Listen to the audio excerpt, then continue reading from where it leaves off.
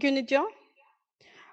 I'm confident that this seminar will serve as a platform for meaningful dialogue, knowledge exchange, and collaboration, paving the way for substantial advancements in our educational practices. Once again, I warmly welcome you all and look forward to a productive and inspiring seminar. Thank you, everyone. Now, I would like to request and welcome Dr. J.V.R. Ravindra, Principal of VCE, to deliver the inaugural speech. Over to you, sir. Thank you very much. Am I audible? Yes, sir. Yeah. So thank you very much, respected dignitaries, Professor, SS Mantha sir. Sir, namaste, sir. Thank you very much, sir, for your time on this spending with us. Distinguished guests, esteemed colleagues, and participants. It's really my honor to be here today to discuss the National Education Policy on its 4th anniversary. In my perspective, the NEP is not merely a policy, but it is a vision for transforming the education in India. And it is founded, as all of you know, 4 years ago on the principles of accessibility, equity, quality, and accountability. And the holistic approach encompasses the early childhood education, school education, higher education, as well as the vocational training, ensuring that learners of all ages and backgrounds are created too. Of course, there are many challenges ahead of this particular NEP policy, and there are some universities are already started implementing this, but there are some colleges who are still practicing this because of the various other issues. But that's not the main concern here. But we need to also understand the philosophy of this particular NEP, what best that it can do to the student community as well as to the faculty. There are many issues so on this, and that's the reason we have requested many uh, professors on this particular NEP platform to address this particular issues to all the participants across the India. And we are very much thankful to all the delegate speakers who have accepted our request and are with us in the next 4 days. Especially, I would like to say thanks to Professor SS Mantha sir for his time, and would like to spend the next 1 hour on this particular NEP, policy 2020. So thank you very much. Over to you, Aruna ma'am. Thank you, sir, for your inaugural speech. Dr. J.V. Ravindra, sir, has been a great source of encouragement and support for us whenever we plan some events in the college. Thank you, sir. Thank you once again. Now, it is a privilege to have Dr. S.S. Mantha, sir, former chairman of National Regulator, ACTE, as the keynote speaker. Now, I would like to introduce the keynote speaker to the participants. Dr. S.S. Mantha, former chairman of National Regulator, ACT, implemented several e-governance initiatives and facilitating regulations in a 6-year stint. Earlier a professor of robotics, control theory, and AI at VJTI, he now occupies the emeritus chair. He has more than 280 publications in national and international journals and conferences, besides authoring 3 books. He is the author of NVEQF, now renamed the National Skill Qualification Framework, NSQF. He was member of Karnataka Skill Development Authority and advisor to Government of Andhra Pradesh. He was also the Chancellor, KL University for 3 years. Currently, he is the CEO of Mahapreet Startup Knowledge Center, a subsidiary of Government of Maharashtra. He is also an adjunct professor at the National Institute of Advanced Studies, Bangalore, an emeritus professor at VJTI and chairman of Technical Committee, National Cyber Safety and Security Standards, and IT expert for the Government of Maharashtra. So now I shall request Professor S.S. Mantha, sir, kindly take over the session. Thank you, sir. Thank you, sir. So, first of all, thank you for the invitation, Principal Garu, and all the other faculty members. What I'll do is I'll share a presentation for you. Let me share this presentation. Yes, sir. It's visible, sir. Yeah, so we will start. Thank you. Yes, sir. Thank you, sir. Now, what I've been asked to do is, look at the teacher's role under the NEP guidelines. Now, while doing that, one of the most important point that comes to mind is the role of teachers, which will need to change from being mentors to guides and so on. So there, in future, it's not enough if a teacher is probably, teaching in a classroom a certain aspect of the curriculum and so on. So therefore, there needs to be a transformation that's required from a teacher to being a mentor, helping out the students, and also being a guide, so that he should be led into understanding the concepts from wherever they are available. So it's a transformation that must happen from teacher to mentor to guide. Then, as far as the national education policy is concerned, there is a Rigveda,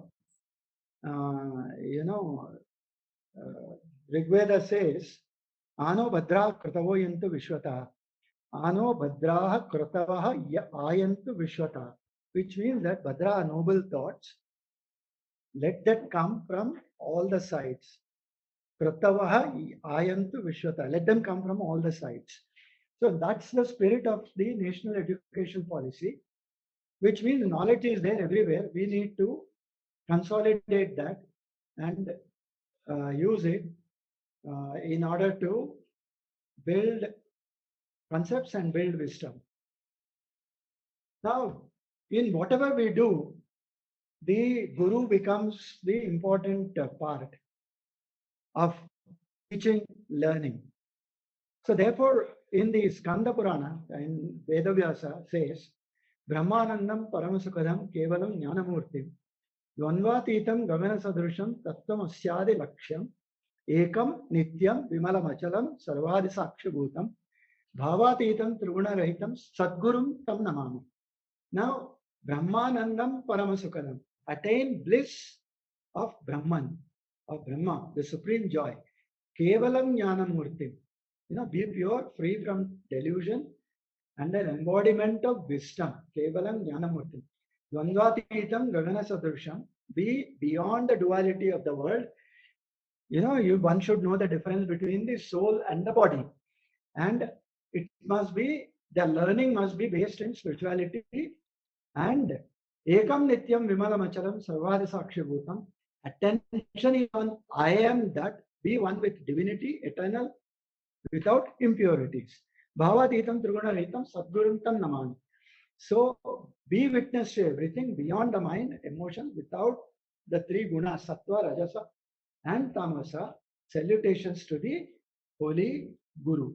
Now, this is the spirit of a teacher in the ancient times. Now, every aspect of this, understanding of a guru must also reflect in the new teaching pedagogies that we use. So, the agenda for the day, what I'll do is take you through a little bit of NEP, what exactly NEP is, and the higher education. What are the student attributes, dimensions of skill and learning, essential skills map, and the top 10 technologies that make a difference. Once we understand what is that NEP and what is the skills mapping that needs to be done, we will look at how to create that curriculum, which means how to draw the curriculum maps, how do we do the competency mapping, then how do we connect the skills with the lifestyles, which means we also need to understand what are the new pedagogies that are available. And of course, what is the university of future in terms of NEP and so on. So this is the agenda that I have. And let's see. Now, when we look at NEP, at various times it talks about Atmanirbharta. Now, without going into the details of that, what is Atmanirbharta is something that we need to understand. Sarvam Paravasham Dukkham, Sarvam Atmavasham Sukham. Sarvam Paravasham Dukkham meaning anything that is in others' control will cause pain. Sarvam Atmavasham Sukham, anything that is in our control will cause us happiness. Which means that is the understanding of Atmanirbharta. We know everything and try and keep everything under one's control. Not in terms of dominating, in terms of understanding. And within this understanding, there is also something else required, Paravidya and Aparavidya. Paravidya is something that tells us about the outside world. And Aparavidya is something that we learn in the university, the curriculum, the syllabus, things like that. Both of them together is education, and that is what the Atmanirbharta part of NEP is about. So, what is a preamble? It is built on 4 foundational pillars of access, equity, equality, affordability, and accountability, which means education must be available, easily available in the same form. It should be affordable, it should have quality, and the outcomes must be similarly reflected for everybody who goes through that process. Now, as far as the current understanding is concerned, we have about 1,053 universities, 45,000 colleges, and still we do not reach out to everyone because our gross enrollment ratio is still 28, which means for every 28 who can go to college, 72 are still remaining outside the system. And even the 28 in the colleges were disrupted a few years back. So we are coming back into the dynamics of the system. And therefore, we need to understand what is the role of the teacher and so on. But before doing that, let's see what is the reality. More than 60% of the population is below 30 years of age. Today, we have a young population. The demographics is on our side. But having said that, we need an equitable education to serve all disparities. Our education should reach everybody in the same way, with the same quality, and so on. But if you look at the financing, Sarva Shiksha Abhiyan and Rashtriya Madhyamik Shiksha Abhiyan, the funding was reduced, in 2017, and from then on, the funding has been reducing. So therefore, the funding is extremely important if we have to realize the objectives of NEP from the government. The policy says that 6% of GDP will be available for education, but that is the statement made even in the policy which came in 84. So from that time, we are still talking about 6%. Though the volume has increased, 6% would translate into a larger figure. It still is not available for higher education. What is actually spent is just about 2.9% of the GDP. And even within that, for higher education, only 1.4% is spent. And within that, only 0.6% is spent for technical education. So therefore, a lot needs to be done if the objectives have to be realized of the NEP with whatever outcomes they prescribed, if they have to be realized. Now, in order to do all this, one of the important part is the curriculum. So we need to relook at the curriculum, and so in the next few slides, we will also see what is that curriculum, how do we design that curriculum, as a teacher, what does it mean to us, and so on. So the curriculum also has emphasis on foundational literacy, numeracy, and vocational education, skill building, and so on. So all that we will see in the slides that follow. Now, the National Education Policy talks about certain higher education reforms. Before talking about the role of the teacher, let's understand what are the reforms that NEP is talking about. Our GER must increase by or must reach 50% by 2035. This is one of the requirements. Let's analyze this.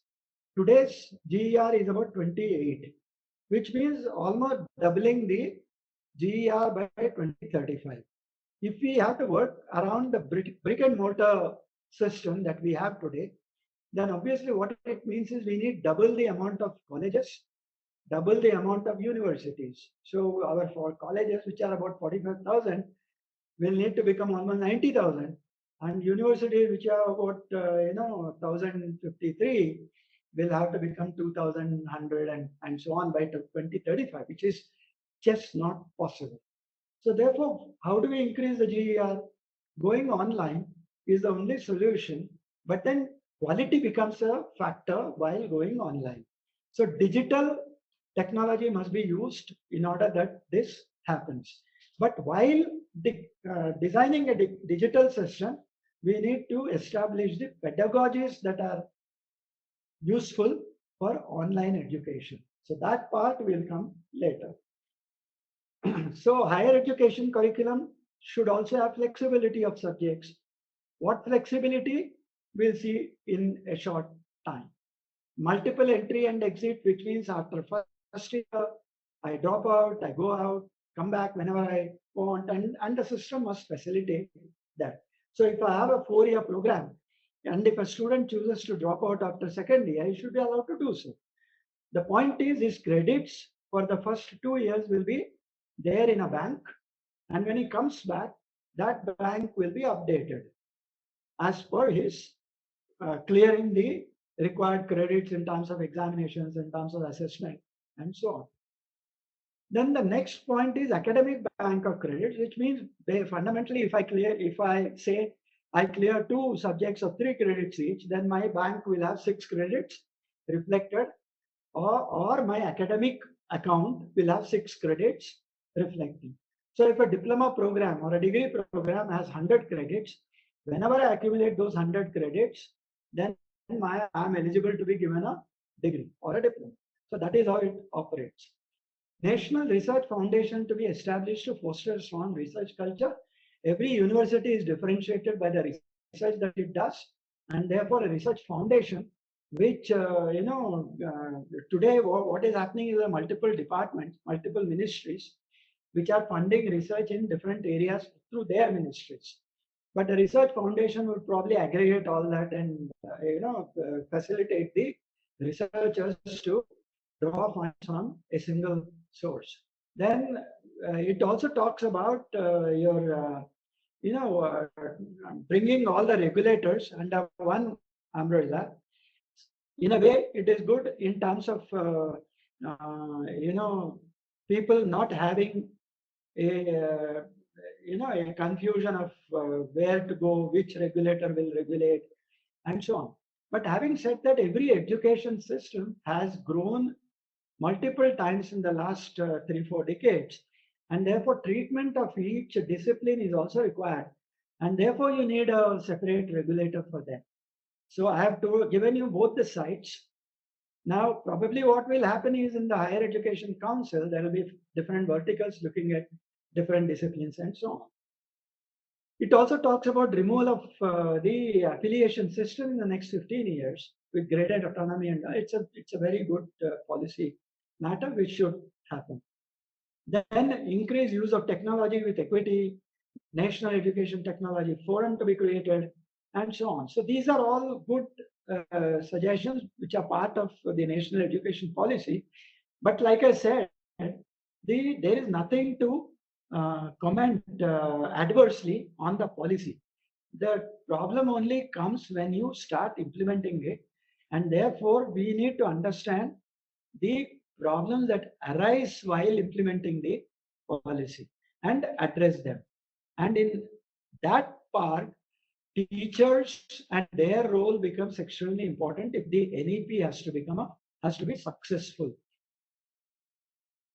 Now we are talking of reforming education. What is the necessity to reform education? Paropakarathartham idam buddhi brahmajnanartham jivanam. Paropakarathartham idam buddhi. This intellect, idam buddhi, is for helping others. Paropakarathartham. And brahmajnanartham jivanam. This life jivanam is for gaining supreme knowledge. Now within NEP, the teachers must understand that their teaching is a selfless job, and they must adhere to the tenet that paropakarathartham idam buddhi. My intellect is to provide education to others, and my life is to gain knowledge. Now, that's the teacher's role in the NEP. Now, having said that, there are a lot of student attributes which are required. One is critical thinking, creativity, scientific temper, communication, collaboration, multilingualism, problem solving, ethics, social responsibility, digital literacy, and cognitive. Now, many of these were there earlier also, but one of the most important attribute here is the last one, the cognitive flexibility. What it is today, the technology has been changing fast, and the skills that are required within an industry space is changing almost every 3-4 years. So a lot of skilling, reskilling, upskilling, all that is required. And for a person, he has to adjust to different technologies over a short period of time and also different job roles over a short period of time. That requires that my cognitive skills must be good enough to fit into any situation and be successful there. Now that process is cognitive flexibility, where our cognitive abilities must change or must be agile. They must change according to the environment and according to the needs. Okay. Now, this is a diagram which shows you on the right side, copywriting, interpreting data, Microsoft Office. On the left side, you will see critical thinking, spoken languages, communication skills. This is essentially talking about the left side and the right side of the brain. The left side is generally responsible for logic and language, and the right is responsible for creativity and intuition. And therefore, here what happens is we need both hard skills and soft skills. And the learning within the university system or the institution must cater to both hard skills and soft skills. And the curriculum must also be interpreted in terms of hard skills and soft skills. And how we deliver them will depend on the pedagogies that we use. And that is how the transformation of a teacher will take place.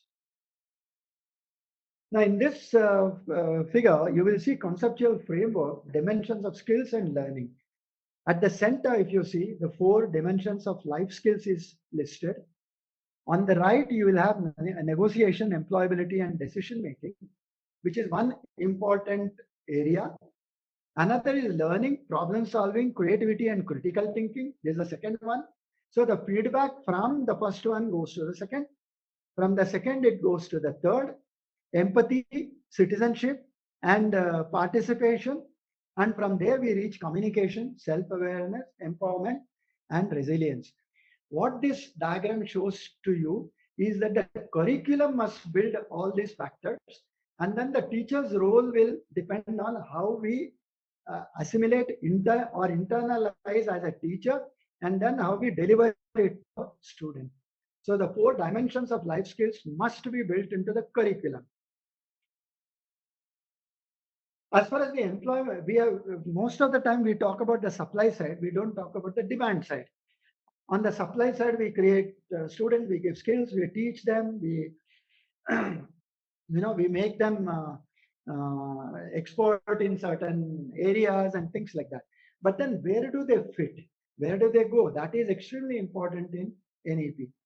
So for example, in the past, a lot of skills were affected by the pandemic, and it still holds good. So you have I have a figure here which is telling you the vulnerable jobs against the wages. So there are certain jobs which are becoming vulnerable now, COVID or no COVID, and there are certain jobs which will stand in good state as in times to come. Now, real estate, construction, utilities, education, management, professional scientific skills, finance, insurance, manufacturing. These are the skills which will survive. Arts and entertainment, and they are the jobs which will be vulnerable in times to come because of artificial intelligence, because of deep learning, because of machine learning initiatives that are coming. So the future jobs will require new skills, and the new skills must come from the curriculum that we are designing. And it is not enough to design a curriculum, we also have to teach them that. So therefore, what are the role changing of a faculty? Now, before that, what are the new skills that we want?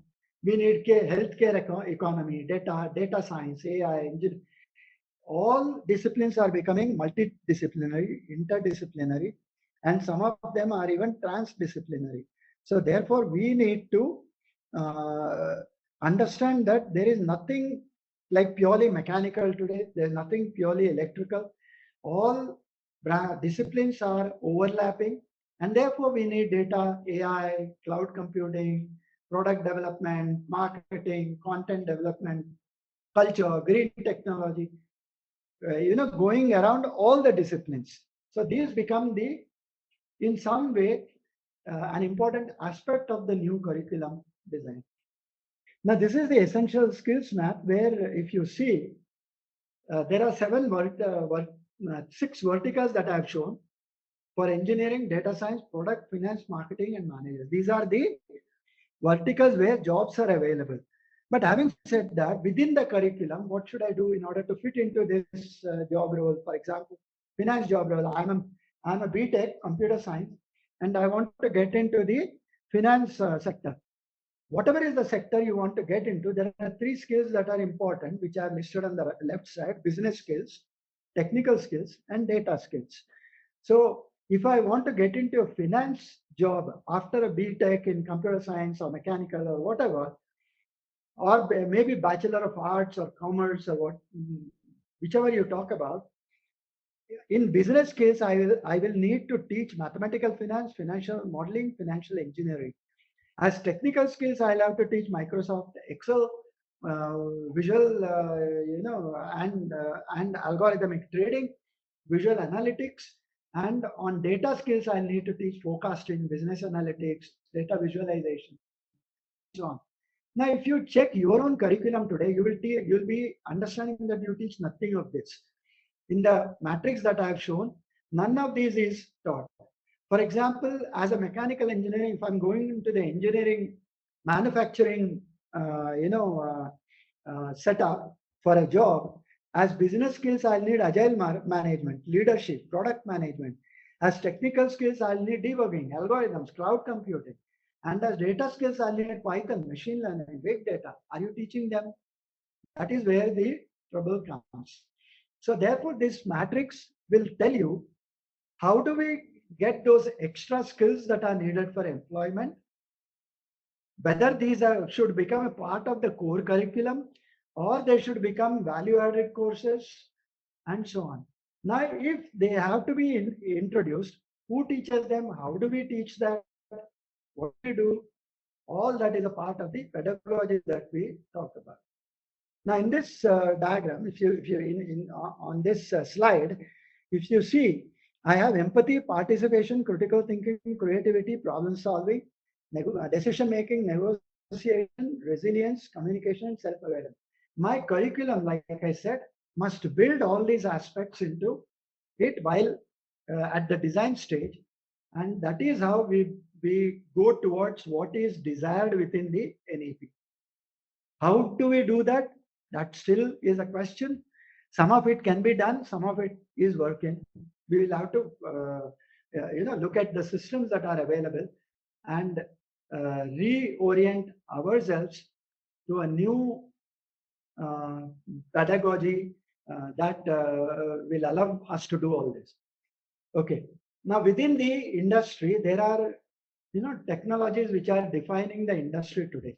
AI, RPA, Internet of Things, intelligent applications, 5G, machine learning, blockchain, cognitive computing, virtual reality, and DevOps. These are the 10 technologies that are defining the industry 4.0 today. And therefore, I will, whatever my branch is, whatever my discipline is, whether it's electrical, civil, mechanical, whatever, if I have to get into the employment sector, I'll need to do some of these things, and that is how the curriculum will also need to be remapped. Now, looking at all those earlier slides, what do I do with the curriculum? I should use a layered approach to building skills for the future of work. As a teacher, my first responsibility becomes I should use a layered approach to building skills for the work of the future. What is the work of the future? This is the work of the future. There are so many areas, and we need to fit into all of them. And this is the work area. These are the courses that are required, and therefore I'll have to relook at a layered approach in my curriculum design itself. So at the top, I have the career, which career I want to move into, whether it's finance, whether it's marketing, whether it's things like that. And on the other side, I have hands-on learning, the competency-based skills. And there is a core, which I have to do as an electrical engineer. There are certain core programs which I have to do anyway. That is the core. Then in core, I have engineering, business, science, and liberal arts. So there must be a proper mix of these four within the core and the emerging part. All this put together becomes multidisciplinary and then builds a career. So what engineering in which career, what business in which career, what sciences in which career, liberal arts in which career, this mapping must have a layered approach. And the other end, based on all these inputs, I will need a competency-based skills mapping to be done. Now, all these are the new jobs that a teacher will have to do under the NEP ambit. Let's look at a little more of what is happening. Suppose I'm looking at, see, the whole idea is the new curriculum must map to the employment market. I cannot any longer sit only on the supply side, say that this is what I'm teaching, you go and find a job.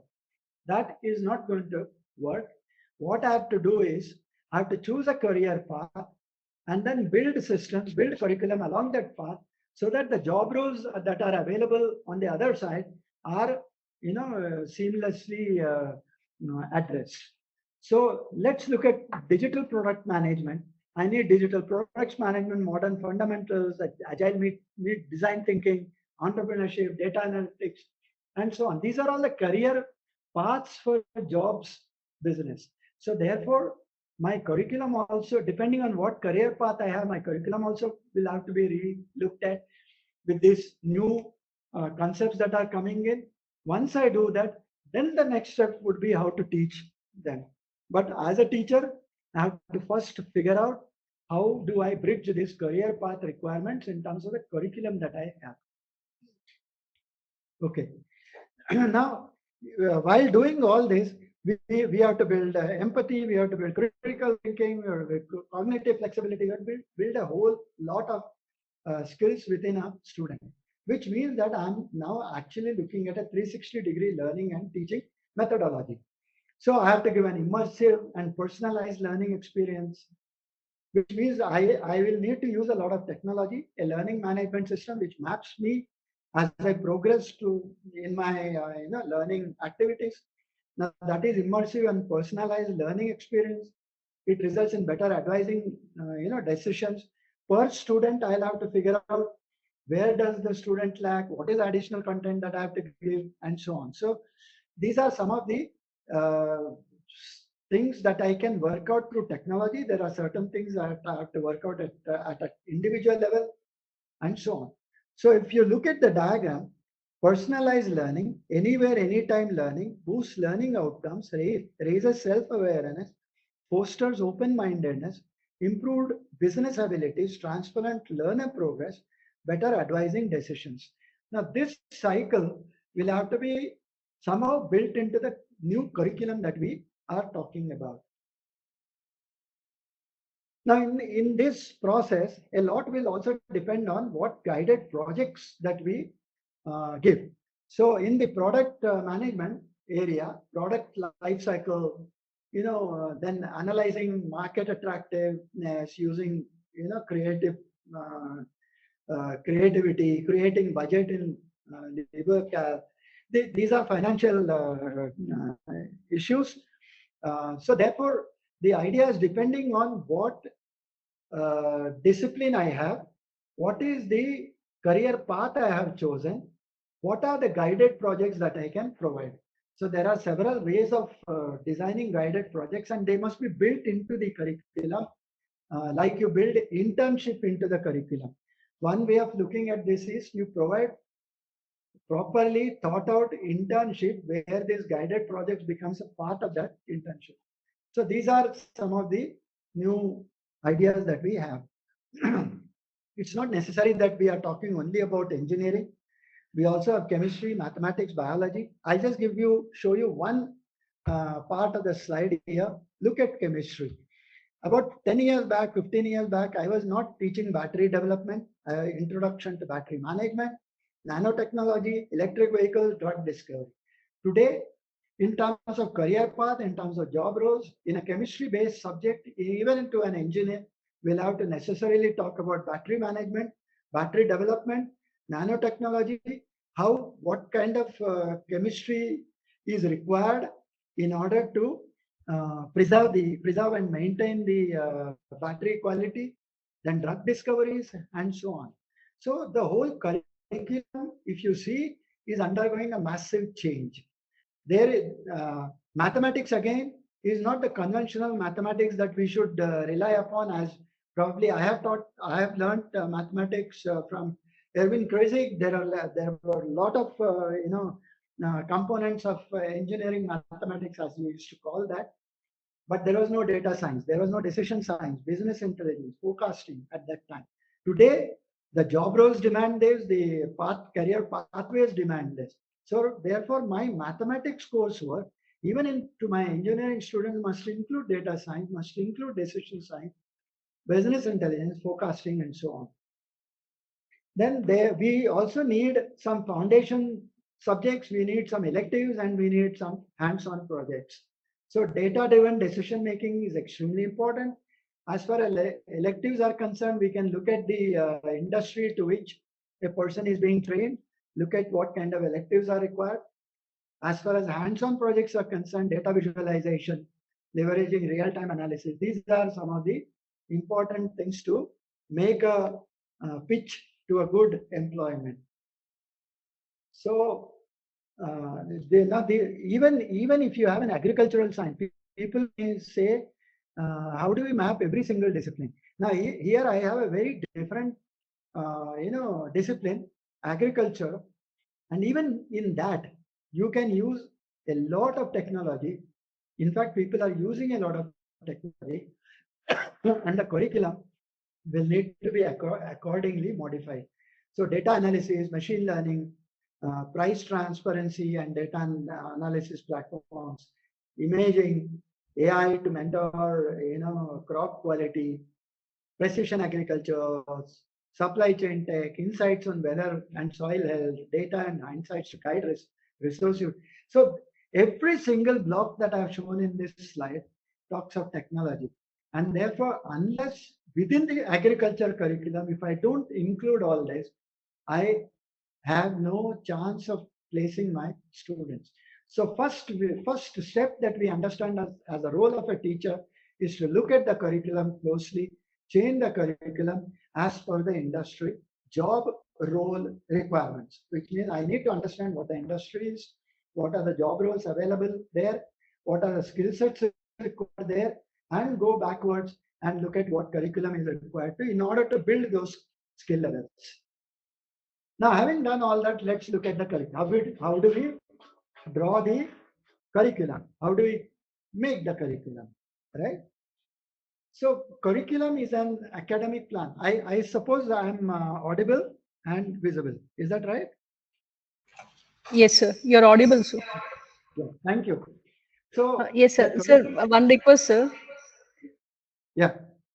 Sir, on the screen, you can hide this one, sir. This one. On the screen. You want me to hide people?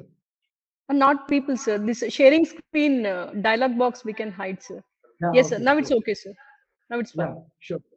Thank you, sir. Thank you. Yeah, thank you. So as far as the curriculum is concerned, curriculum is an academic plan. Now, this is the second part of the presentation for today. The first part talked about the curriculum. It's connect with the demand side and what kind of interventions we have to do in terms of building curriculum for competency-based skills which fit into certain job roles in different employment sectors. That was the first part. So therefore, we need to really look at what kind of skill sets are required. Having done all that, how do we build the curriculum? Curriculum is an academic plan and the purpose is student learning. So content is important, sequence is important, instructional methods are important, instructional resources are important, and evaluation approaches are important. And how do we put all that together in order to build a synergy around the curriculum so that the new curriculum doesn't look disjointed. There is an intended curriculum and there is an achieved curriculum.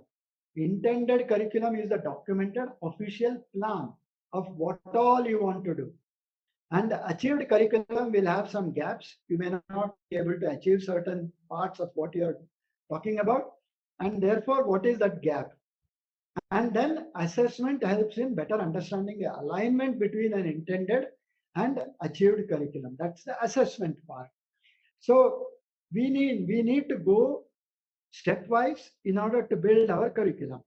Now let's see what happens next. Now, what is the purpose of these goals and objectives? Are the general intent, like I said, intended purpose. There are learning outcomes.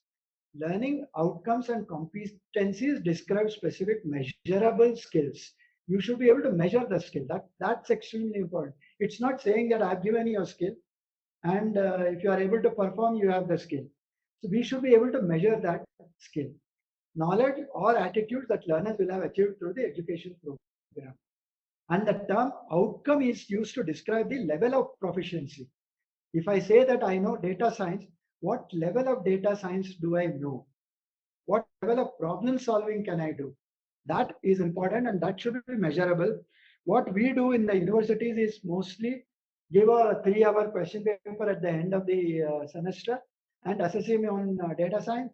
And if somebody gets 70% marks, then we say he has a 70% proficiency, which may not be true. So therefore, the whole assessment system must change now in order to find the level of proficiency, and that can be done by problem solving.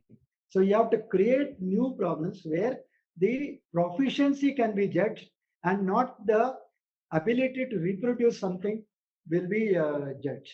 So that's the second part. Now, if you look at the curriculum development, the first part is formulating objectives and learning goals. So most of the time, even for our NAC accreditation and so on, we write the program outcomes, course outcomes, and so on. I know many colleges which have just copy pasted the program outcomes, course outcomes from different institutions and so on. In fact, that's a very wrong way of doing it. You need to understand what is that discipline is all about. What are the program outcomes that I require? What are the graduate capabilities that I require? And go back and look at the learning goals, the learning outcomes, and then write the program outcomes, course outcomes, learning outcomes, things like that. So the second step is careful selection of learning experiences to accomplish the objectives. Now, from that learning experience, you create content. So the third part is selecting the rich and valuable content through which teachers can offer the learning experiences. Once you get the content, then you assess the educational needs. And the fifth point is timely and accurate evaluation of all the above phases, which means timely conduct of exams, timely declaration of results, proper declaration of results, which actually tells the students' potential, to perform in a given situation, in a live environment. All that is important. And then organizing and integrating learning experiences with relevant content. So you go back in the cycle, reiterate second time, third time, fourth time, then you get the right curriculum developed. Now here, this shows the curriculum design wheel. Now, what is this? At the top, look at, let's say if we are starting with, let's say if we start with, where do we start? Let's say convergent thinking, reflection. Let's look at reflection. Then, which means I study something and then I have to reflect back to see what I have understood, what it means, and so on. So that's the reflection part. It's a quiet inner thinking. The second is divergent thinking, the ability to ask back why not. It's not enough to accept what you have said or what the teacher says. The student should be able to think laterally and negate what has been taught and ask questions of why not. Now that is divergent thinking. Then new knowledge will appear, new thinking will appear, new learning will happen. Then the third is convergent thinking, that is logical thinking, one right answer, following directions, and so on. So what is intended and what do you get out of that, they both have to converge. Then you evaluate, then you check the memory, even the memory skills are checked. Cognition is how well you are able to use your senses, your various abilities that a human being possesses: observation, inquiry, questioning, naming, defining, getting information. These are all cognitive abilities. Appreciation, love of art, music, nature, recognizing beauty, things like that. Mastery, how do I improve my skills? And then ethical reasoning and empathy. So there are a lot of things that are required to be built within the curriculum. One is thinking operations, which depend upon our cognitive abilities, and that part of the curriculum which builds the character. So both these things become the curriculum design wheel, and any curriculum that is designed must refer to both thinking operations and qualities of character. So as a teacher, if you are designing a curriculum, please bear in mind that all these factors must reflect in the content that we are creating, or in the not in every coursework that we are doing, but in the program that we are designing, all these factors must be considered. There are three models of curriculum design. One is subject-centered curriculum. It is for a particular subject or discipline such as mathematics, literature, or biology. Then we have learner-centered curriculum. This is for student needs, interests, and goals. And it acknowledges that all students are not the same and therefore should not be subject to standardized curriculum. So personalized learning is what happens here. If I have a standard curriculum given to 1,000 people, that is what everybody will probably learn, or some part of that everybody will learn. But that is not personalized learning. So therefore, if we design a curriculum from student's perspective, his interests, his goals, then it becomes a learner-centered curriculum design. And then you have a problem-centered curriculum design. Students have to address a problem and formulate its solution. So all three methods are done when a curriculum is designed. So this is in a learner-centered curriculum design, you refer to the context, you refer to the collaboration, construction, conversation.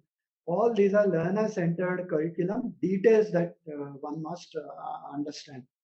So in a context, you refer to the assignment and task given in the classroom that should have real world application and so on. So the case studies that you create, the problems that you give to the students must all refer to the outcomes and the real world applications that they may have. That's the learner-centered curriculum. And within that, you may have subject-centered and problem-centered, which I have already described. Now, while I have done the curriculum design part, the first part of it, how do I translate into a curriculum, into an actual curriculum? So I will need to work on curriculum maps. Now, what is curriculum map and why do I need it? Why do I have to do a curriculum map? A curriculum mapping is a method to align the instruction with the desired goals and program outcomes. Now, we have written several course outcomes, we have written program outcomes. Initially, we have said that this subject should be taught, that subject should be taught. This is the career path, this is the objective, this is the sector in which he will find a job. We have done all that. Then we have looked at what are the elements of a curriculum. Now we come to the curriculum map. Now, this is a document which tells you what is taught and when it should be taught, reveals gaps in the curriculum, and it helps design the assessment plan. I am sure none of us do this in none of the universities because we have something already there and we continue doing it, or we make some cosmetic changes in that and we go ahead and do that. But this is the procedure in which you design the curriculum.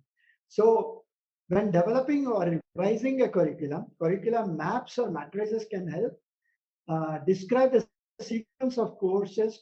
Like, for example, I have 10 different subjects which I have to teach in, let's say, first year, Second year, third year, fourth year, I have 40 different subjects which I have to teach. Which one should I teach first? Which one should come in this first semester? Which skill-based program should come in the second semester? Which should come in the third semester? What is that logical flow? Now, all that will be answered by a curriculum map. So therefore, you need to design a curriculum map.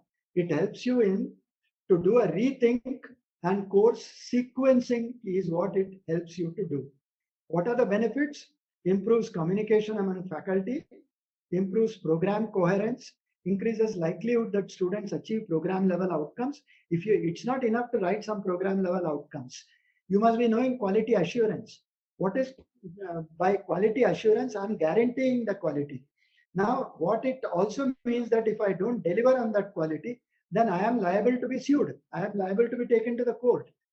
Now that eventually will come about in the education space as well. Now, therefore, I have to prove that if I write program outcomes, I have to also prove that those program outcomes are delivered, those course outcomes are delivered. So therefore, a curriculum map, if it is properly done, it gives you some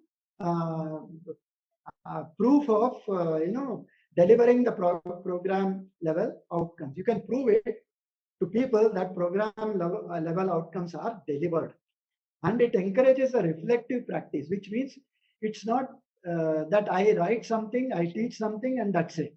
I have to go back and figure out what have I taught, and how has the student received it, and whether I can go back and improve it based on his feedback, things like that, whether I can reflect on what I am doing. The next is, how does a curriculum map look like? Now, this is what is of a little interest. If you carefully look at this, it's not very difficult. Let's see what is happening here. The slide that I'm showing here is a curriculum map. It's a table with one column for each learning outcome. You have written learning outcomes, you have written course outcome, you have written program outcomes. Now you go backwards and try and create a curriculum map based on your course outcome, your program outcome, your learning outcomes, and so on. What is required? You introduce key, I is introduced, R is reinforced, and opportunity to practice.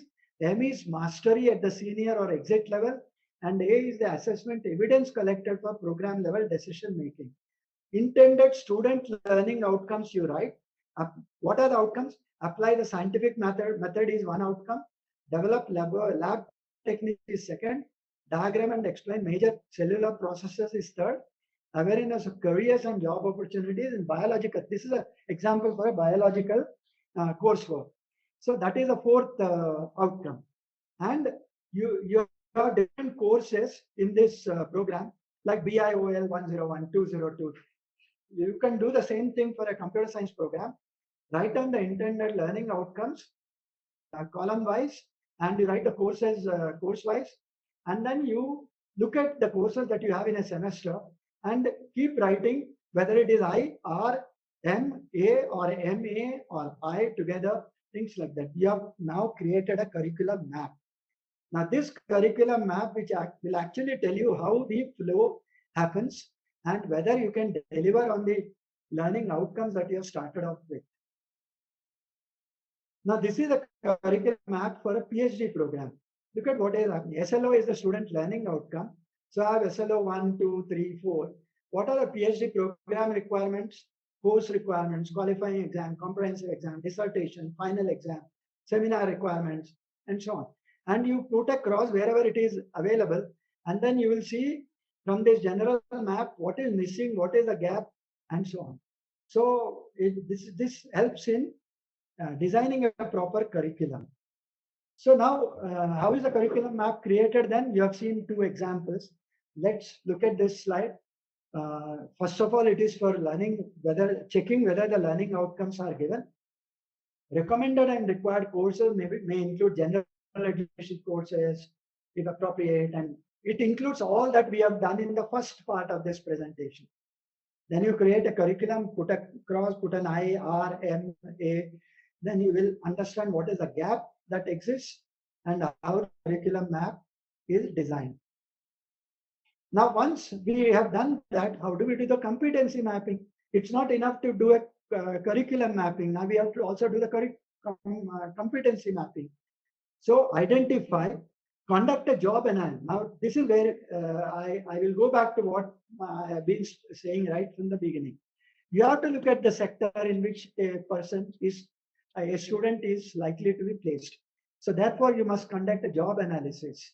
Second is identify core competencies that are required for that job. Third is define the proficiency level. At what level do you require that competency?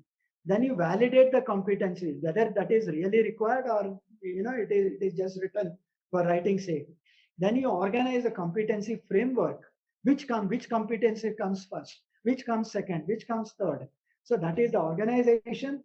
Then you document the competency descriptions. You create a document for that, and then you integrate into the HR policies, HR processes, or your curriculum design processes.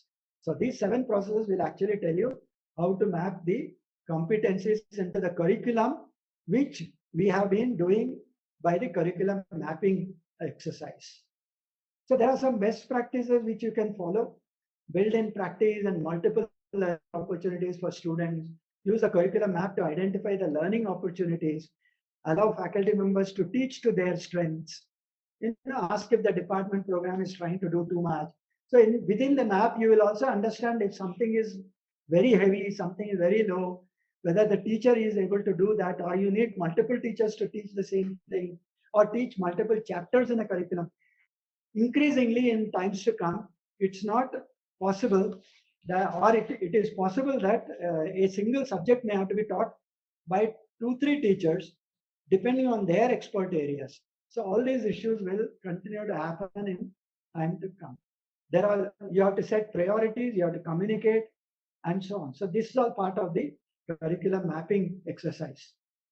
Let's look at life skills framework and the building an equitable society. Now within the platforms, you have all skills dimensions can potentially be addressed through different platforms. Now here, in this, we have a competency mapping process. Now here I have a life skill mapping process. So there are many things that I talked about Paravidya and Aparavidya. There is something that you are learning within the university, within the institution, that is your coursework, your competency, your learning outcomes, all that. And the Aparavidya is outside. So the Paravidya is outside.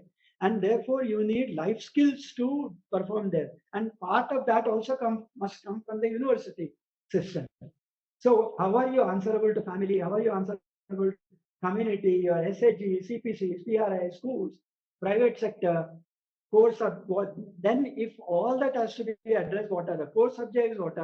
What is the health education that I must do? What are the environmental education that I must do? Peace education, sports, music, vocational, digital literacy, all that becomes a part of the curriculum design. And in order to do all that, the system must support. You need a national policy. NEP is there now. The NEP precisely talks about all that. Again, like I said in the beginning, there's nothing to find fault with NEP. It's an absolutely great document. The only concern is there are challenges in implementing it. So you need program scale, budgets, you need resources. 6% budget of GDP is what is allowed. Even if 6% is available, a lot can be done. But unfortunately, even last year it was just 2.9%. Then whatever we are doing must converge with the government requirement, must converge with the private sector, must converge with the civil society. What I teach must not be in variance with the government policies. So things like that. Then institutional strengthening must happen, capacity building must happen. Grassroots on-site support must be available. So anyway, these are the life skill mapping that can happen within the curriculum. Now, in order to do all this, there are several new pedagogies that are available, which as a teacher, one can implement some of these pedagogies if the system in which you exist also is as dynamic as I am expecting you to be. The first is flipped classrooms. It's a model that reverses the traditional, which means what you learn in the class is now learned outside. what you learn outside comes into the classroom. So there is a synergy, there's a group dynamics that exists, and a flipped classroom will work only when the synergy exists between the two groups. This approach allows students to engage with the material at their own pace, while class time is used for interactive hands-on learning activities. So it's a question of practice coming by into the class and the theory going outside, something like that. Then the project-based learning is some universities are already doing it. The internship is one way of creating a project-based learning, but then it is successful only when internships are properly, thoughtfully done, not in the way many universities are implementing internships in their place. So project-based learning is extremely important part of a new pedagogy. Then gamification, like for example, there are children who spend hours and hours playing a game, but you give them an educational video, they will run away in 5 minutes or even lesser than that. So what is the problem? So what is it that makes them watch a game or play a game and not learn some concepts in physics or mathematics or whatever? So therefore, you need to understand what is game theory. Gamification incorporates game elements into the learning process and motivates and engages students. So therefore, the pedagogy, the teaching methodology, first we have seen what is to be taught. The second, we have seen how to create the curriculum. Now we are seeing how to teach that. Pedagogy is a teaching methodology. So there is a gamification. You conduct your classes in such a way that the interest in a child grows like the like he plays a game, which means that you will need to build the game theory principles into your teaching methodologies.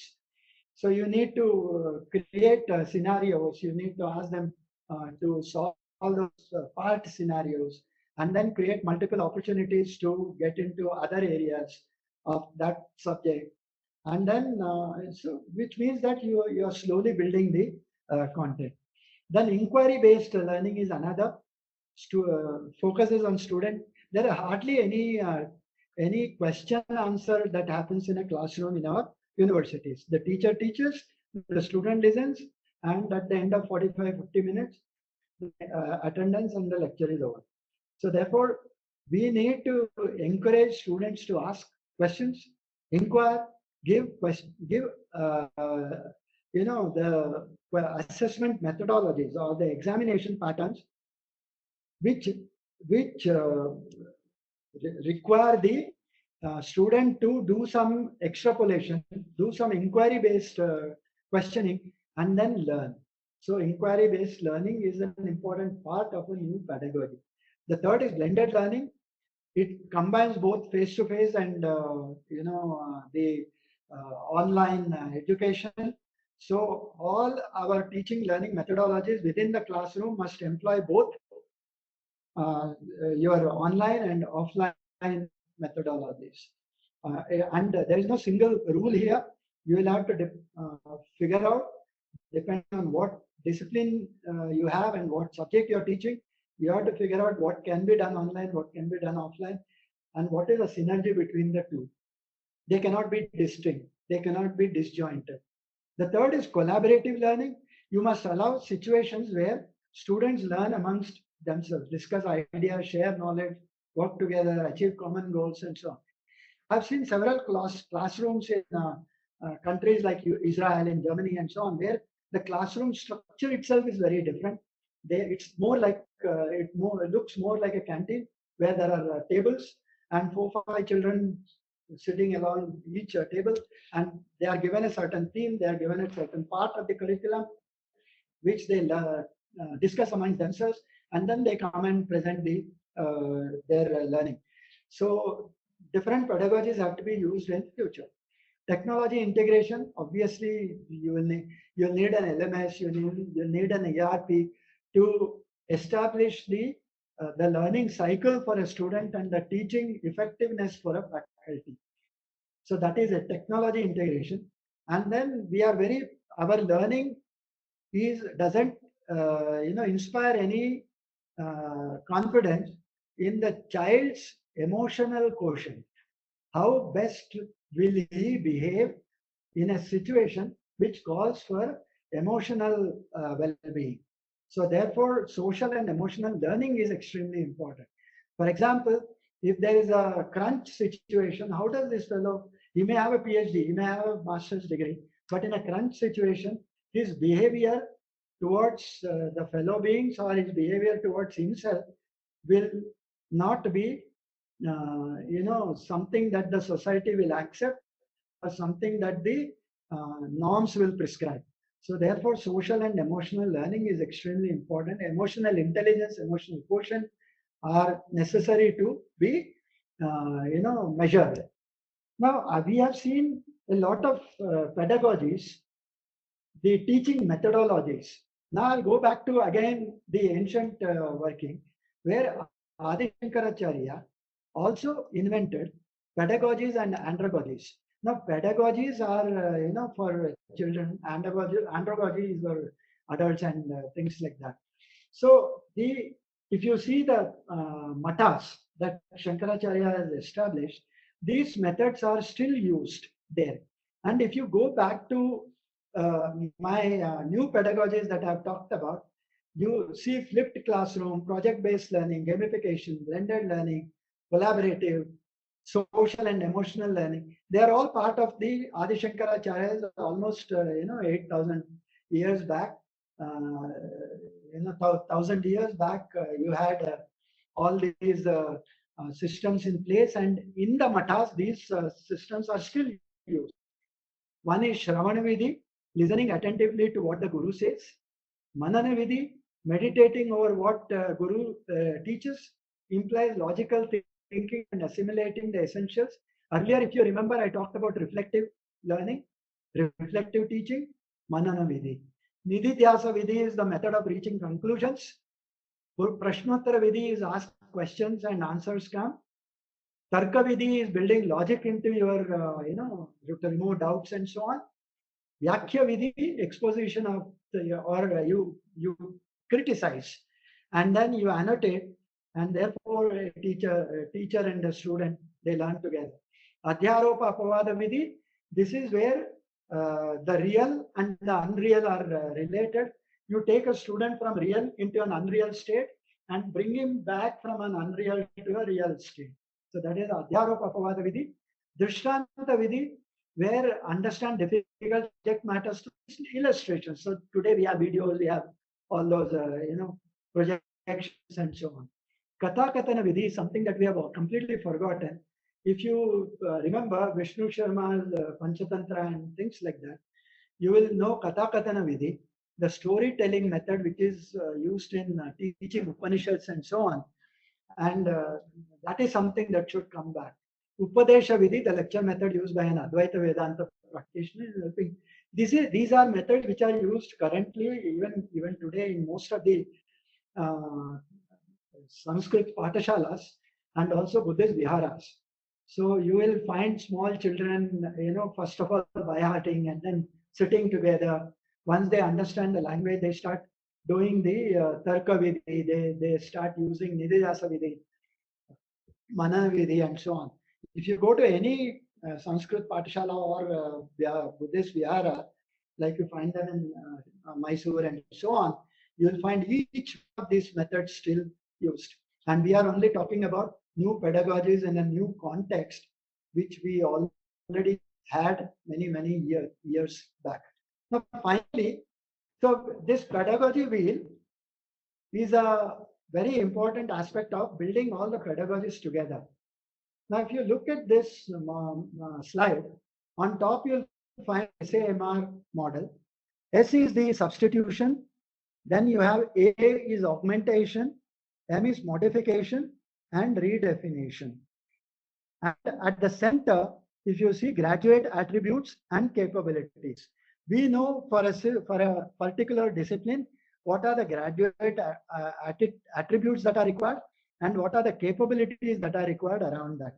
Now you look sector wise and you will understand what are the what is to be remembered, what are the action, what are the activities, and what is the substitution that I have to do within the current curriculum. And if I look at another sector, I will need, again, I can define what are the activities, what are the action, verbs, and then I can create different applications around that. So each part of the pedagogy around the substitution, augmentation, modification, and redefinition is designed here in this pedagogy wheel. And sometime later, if you can look closely at what is this pedagogy wheel, you will understand how to build the new teaching methodologies for a teacher. In fact, this is a very interesting and very involved subject where you will understand, depending on the student's capabilities, how do you map your own teaching methodologies. So if I want to describe that pedagogy wheel a little more, it brings together in one chart several different domains of pedagogical thinking. If I have to teach, first I have to think. So what is pedagogical thinking is important. So it situates mobile applications. Here we have used a little technology. It also associating them with the educational purpose that most likely to serve and so on. This is in the domain of education, and it enables teachers to identify the pedagogical place and purpose of their various app-based learning and teaching activities. Your teaching could be online, it could be offline. If it is online, it's an app-based learning. If it is in the class, it's a teaching activity. So you need to get at attributes, SAMR, Bloom's taxonomy you have to think about. You have EdTech involvement in the curriculum, and you have to build motivation. Now these are all like gears, one drives the other one.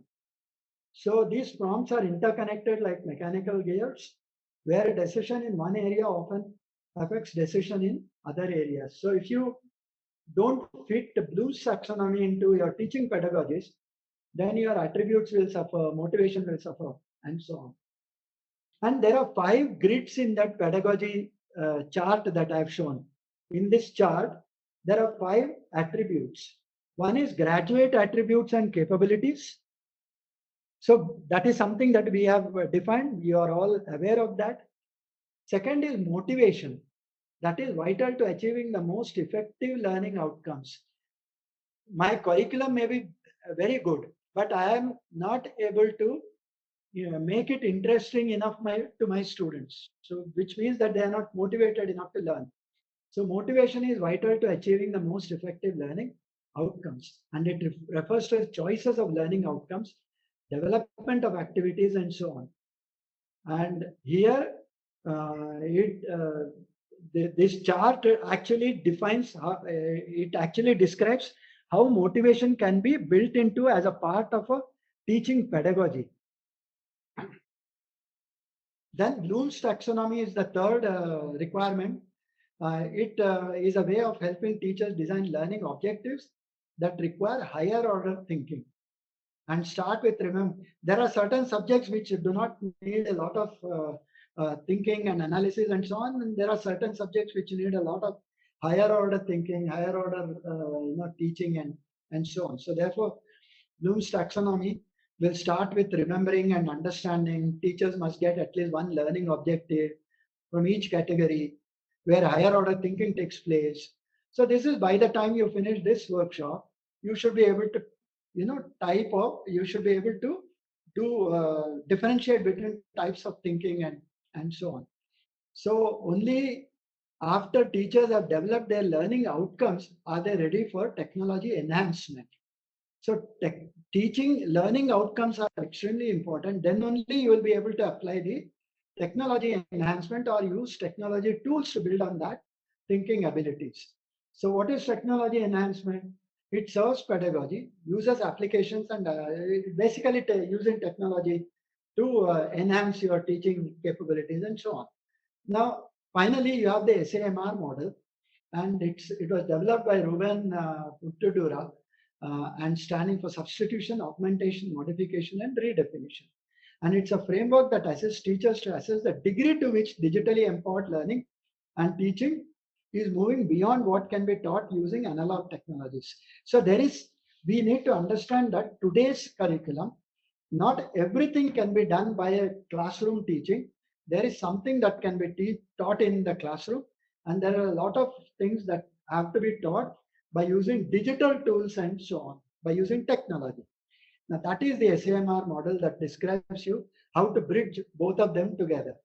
Of course, there is a challenge where the teachers have to spend a lot of time. They have to understand. They have to, practice. They have to create the lesson curriculum. After curriculum design, teacher has to create the lesson plan, then do a practice, then do a teaching practice, and all that. Now, I'll just close this. There is one. All of you must have heard of this gentleman. Who is a Nobel laureate in physics, and he used to go. He worked in here Cornell University, and he used to go and practice his lectures in a hall, in the town hall, and go to the classrooms even after being a Nobel laureate. So it's a very, teaching is a very involved subject. Now, having said that, what is the future? Eventually, you will need industry to become a part of the university system. So the research part should move into the industry. Yes, sorry, research part should move into the universities from the industry. And in Germany, you have Max Planck for basic research and Fraunhofer institutions. These are for applied research. And these societies establish institutions all over the world. And one of them, the Max Planck does basic research, and Fraunhofer does applied research. And they together produce new products, new processes, and so on. So we are moving towards that initiative, and somewhere we need to remodel our universities into also having an industry partners on the campus to coexist, and then handhold the teachers, handhold the faculty, and help in promoting consultancy, promoting new products, new processes, and so on. So that's the new part of it. So the universities of future will require change of organizational structures, change of accreditation procedures, change of teaching methods, change of learning. The last two pertain to the teachers, and that's where the problem comes, and problems will need to be analyzed. So new teaching concepts, new teaching infrastructures, digital rights management, massive versus personalized learning, new learning infrastructure, increased computing capacities, how they can be used, how they can be mobilized, and so on, and shift from presence learning to distance learning. These are the challenges that will eventually come up within the NEP policy implementation initiatives, and teachers must be ready to relook at the curriculum, relook at the requirements of students from an industry perspective, and relook at the pedagogies that they are using. So NEP finally talks about leadership. Leadership amongst teachers is important. Leadership amongst faculty, amongst managers, education management or educational managers is required, and so on. Jiveshu karunacha api maitri teshu vidhiyatam. Be compassionate and friendly to all living beings. Now that is the good leaders' qualities. And nishchitva yah prakramate nanta vasati karmana avandhyakalo vashyatma savai pandita uchate, whose endeavors are preceded by a firm commitment. Nishchitva yah prakramate, who does not take long rest before the task is completed. Be on the job. Anta vasati karmana, who does not waste time and who has control over his mind, is a leader. Avandhyakalo vashyatma savai pandita uchate.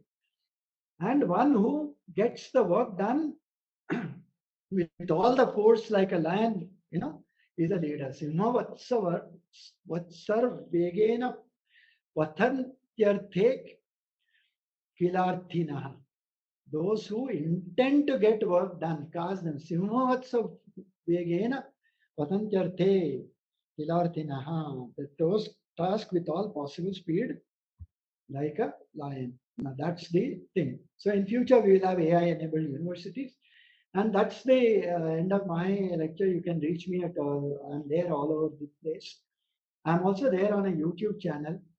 If anyone is interested, you can always subscribe. And that's it. That's what I have for you this today. And I will stop sharing, or maybe if you have questions, we will take them. Thank you. Yeah. Participants, any questions? Participants, any questions, please raise your hand. No questions.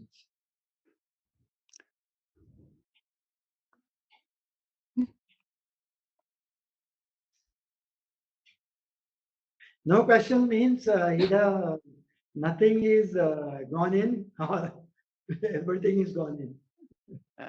Dr. S.V. Ranganayak, sir. Sir, please unmute and talk, sir. I have to unmute. Yeah. Yeah, please. Sir. Yeah. Hello. Is it audible, sir? Yes. Yeah. So talk is very informative, sir.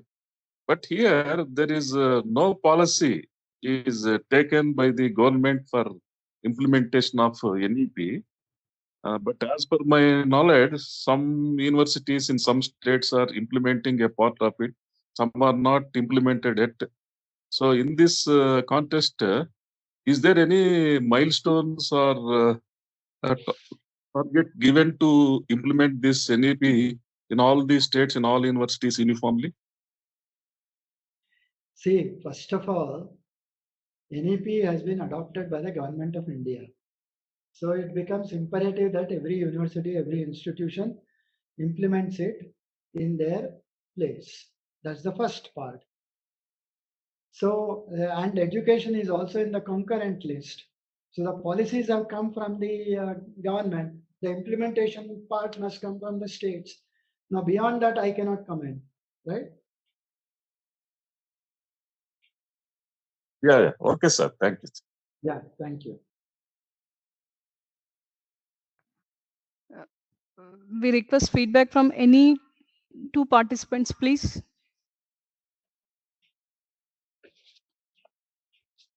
Something. Hello.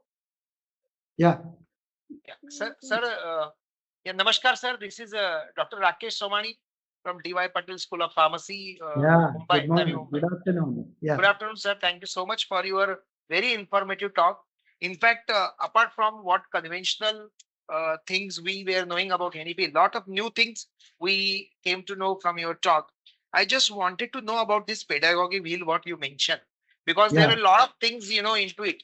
So my question is straightforward, that while implementing the new pedagogical tools, if is there any some specific approach educational institution should follow, because every faculty has his own his or her own way of teaching, so if you can give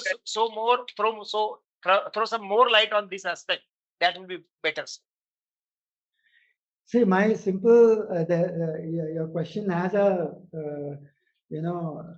it requires an answer that will require a lot of thinking. Yes, But what I can say is that, first of all, the pedagogies and curriculum design, the pedagogy will depend on what kind of curriculum we have.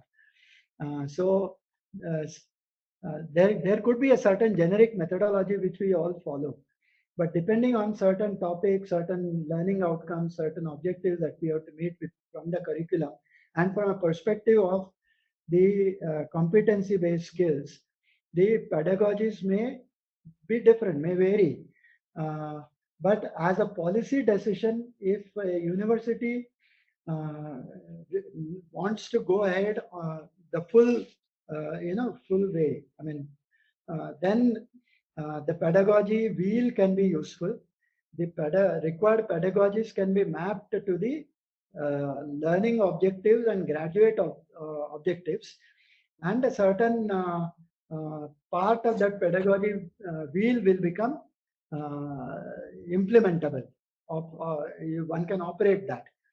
But having said that, if it is limited to an individual, then he will have to figure out within his coursework what are the learning outcomes, what are the program outcomes, and we'll have to figure out what best ways are there. But SAMR model is something that you can use at a course level. It can also be used at a program level.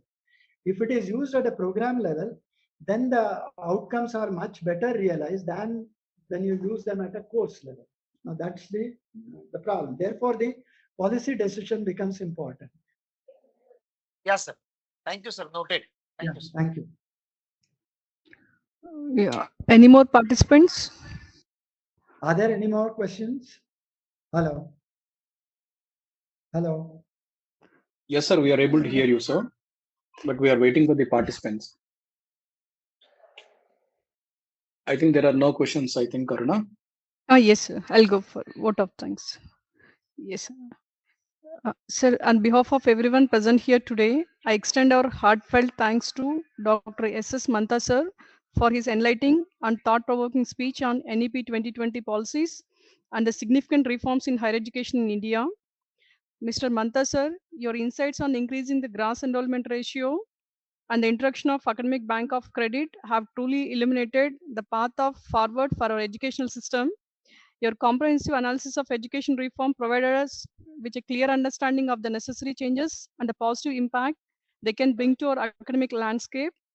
And your discussion on the impact of COVID-19 on the job market was both timely and relevant, highlighting the urgent need for adaptability and resilience in these challenging times. The emphasis you placed on the importance of skills in this evolving job education landscape was particularly inspiring, reminding us all of the critical role that skill development plays in shaping our future workforce. We also appreciated your insights on the use of technology across various disciplines, including agriculture, and how it can revolutionize these fields. Your detailed explanation of the curriculum as an academic plan, its types, and the proper way for curriculum development was incredibly informative. The guidance on the mapping course outcomes, CO and POs, and curriculum map will undoubtedly assist us in aligning our academic objectives more effectively.